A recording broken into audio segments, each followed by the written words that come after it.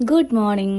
ഇന്ന് ഡേ 3 ആണ് കേട്ടോ. മോർണിംഗ് സ്റ്റഡി റുട്ടീൻ്റെ ബുക്കൊക്കെ അറേഞ്ച് ചെയ്തതിന് ശേഷം ഒരു ഗ്ലാസ് ചായ കുടിച്ചിട്ട് തുടങ്ങി. അപ്പോൾ എനർജി ആവുമല്ലോ. എന്നെ തന്നെ ഒന്ന് ഓണാക്കാൻ വേണ്ടിയിട്ട് ഞാൻ എന്നെ പോസിറ്റീവ് ആക്കുന്ന കുറച്ച് കാര്യങ്ങൾ ഒരു ബുക്കിൽ എഴുതി വെച്ചിട്ടുണ്ട്. അതായത് എന്നെ മോട്ടിവേറ്റ് ചെയ്യുന്ന കുറച്ച് കാര്യങ്ങൾ. അത് വായിക്കുമ്പോൾ എനിക്ക് നല്ല എനർജി കിട്ടും. ആസ് യൂഷ്വൽ ഇന്ന് സ്റ്റാർട്ട് ചെയ്തത് ഇംഗ്ലീഷ് വൊക്കാബുലറി എന്നാണ്. ബിക്കോസ് എനിക്ക് പഠിക്കാൻ അത്ര ഇഷ്ടമില്ലാത്ത കാര്യങ്ങളാണ് അന്റോണിമും സിനോണിമും ഒക്കെ. അപ്പോൾ ഡേ സ്റ്റാർട്ട് ചെയ്യുമ്പോൾ തന്നെ അത് പഠിക്കുകയാണെന്നുണ്ടെങ്കിൽ വലിയ ബേർഡൻ ആയിട്ട് തോന്നുന്നില്ല. പഠിക്കുന്നതിൻ്റെ ഇടയിൽ നല്ലോണം വെള്ളം കുടിക്കാൻ മറക്കണ്ട കേട്ടോ.